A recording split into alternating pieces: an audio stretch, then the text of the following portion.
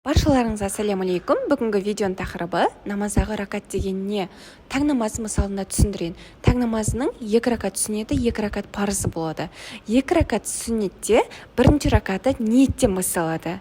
Әр намаздың бірінші ракаты ниеттен басталады. Есте сақтайық. Яғни ниет еттім Алла ризалығы үшін таң намазының 2 ракат сүннетін оқуға.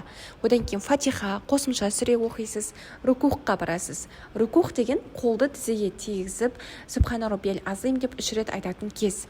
Одан кейін барып сәждеге барасыз. Субхана роббияль аля деп 3 рет айтасыз, отырасыз, қайтадан Субхана роббияль аля деп 3 рет айтасыз, тұрасыз. Осы жерден бірінші ракат аяқталады. Екінші ракат басталады Фатиха сүресінен. Фатиха, қосымша сүре оқисыз, жаңағыдай рукухқа барасыз, сәждеге барасыз, отырасыз да ат-тахият оқисыз, Аллахума солли, Аллахума барик, Роббана атина оқып, екі жаққа сәлем беріп, аумин деген кезде екінші ракат аяқталды. Бұл таң намазының 2 ракаты деген осы. Енді 4 ракат мысалда түсіндірейін сіздерге. Мысалы, бесін намазының 4 ракат парызы. Бірінші ракат ниеттен басталады. Жаңа айтып кеткенімдей, Алла ризалығы үшін бесін намазының 4 ракат сүннетін оқуға. Фатиха, қосымша сүре.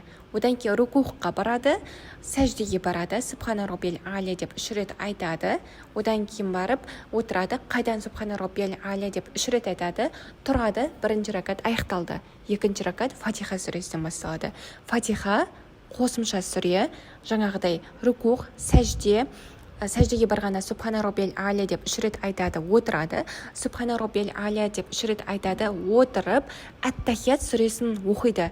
Ат-тахият сүресі біткен кезде екінші ракат бітеді.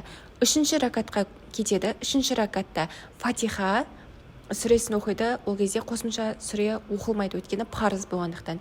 Фатиха сүресін оқиды, рукух, сәждеге барады, Субхана роббияль аля деп жаңағыдай сәждеге барады, одан кейін отырады, қайтадан Субхана роббияль аля деп 3 рет айтады да тұрады ғой.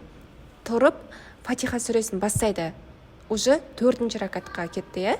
Фатиха сүресін оқиды, жаңағыдай рукух, сәжде болады. Сәждеде Субхана роббияль аля деп 3 рет айтады, отырады, Субхана роббияль аля деп 3 рет айтады, отырып, ат-тахият, Аллахума солли, Аллахума барик, Роббана атина дұғасын оқып, екі жаққа сәлем беріп, аумин деген кезде 4-ші ракат осылай аяқталады. Намаздағы ракат саны, рукух, сәжде дегендерді түсінікті түсіндірдім деген ойдамын. Баршаларыңызға ассалаумалейкум.